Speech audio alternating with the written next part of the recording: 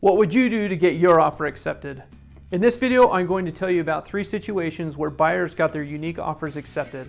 I'll also give you 3 tips that will give you the best possible chance of getting your offer accepted. So let's get started.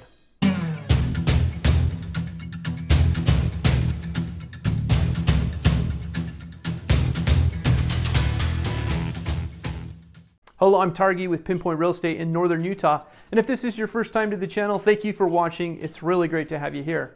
On this channel, we post videos about home maintenance, home improvement, product reviews, and general information about buying and selling real estate.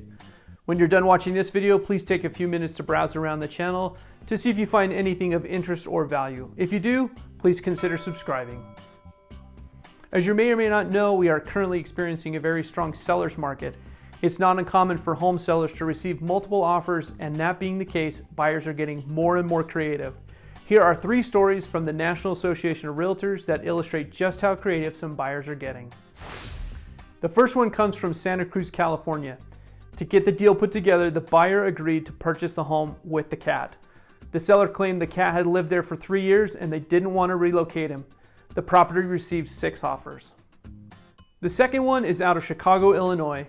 The buyer agreed to allow the seller, a retired couple, the ability to visit the yard on Sunday between noon and 2 p.m. The reason for the seller's visit? To pay their respects to Buffy, their deceased golden retriever.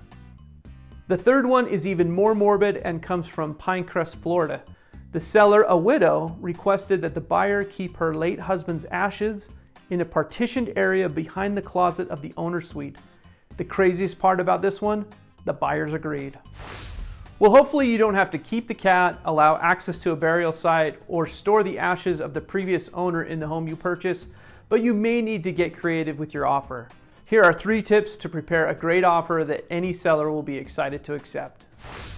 The first thing is to get pre-approved with a local mortgage lender. At the very least, get a letter from the lender that shows you've started the process and you're ready to go. If your lender is comfortable with this, share their contact info in the email when your agent sends over the offer, or better yet, have the lender call the listing agent to introduce themselves and talk about your qualifications. The main thing you want to communicate is that you love the home, you have solid employment, and you can financially close on the deal. Sellers and listing agents don't want to walk down the home selling road with a buyer that can't put a deal together. The second step to getting your offer accepted is to have your agent call the listing agent. Don't email, don't text, do everything you can to get the listing agent on the phone. I'll admit it's not the most efficient way to get this done, but it's the most effective way. A phone call creates personal connection. The listing agent will get plenty of text messages and emails, but few phone calls about what the seller is really looking for. Here's the question you want your agent to ask. Other than money, what terms are most important to the seller? Tell your agent to take notes so you can create an offer that the seller will be excited to accept. The third part is where the rubber meets the road. Now that you've done some research, it's time to put your offer on paper. You may need to be creative with this, and keep in mind that running up the price to cover closing costs, home warranties, and other buyer expenses will likely create an appraisal problem or cut into the seller's proceeds. In today's market, it's not uncommon for a buyer to cover their own closing costs and home warranty.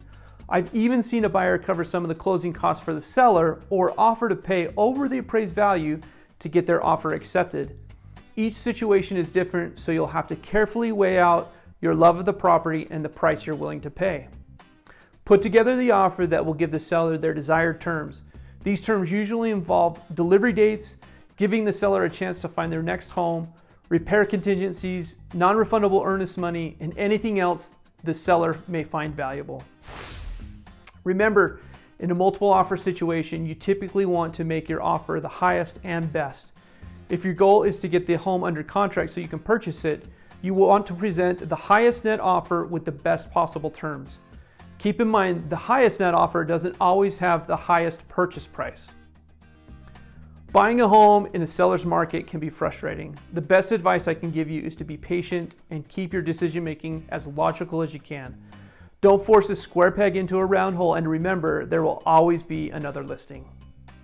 Well, there you have it, a few tips to get your offer accepted in a tough seller's market. I hope you found this information to be helpful. Thank you for watching and have a great day.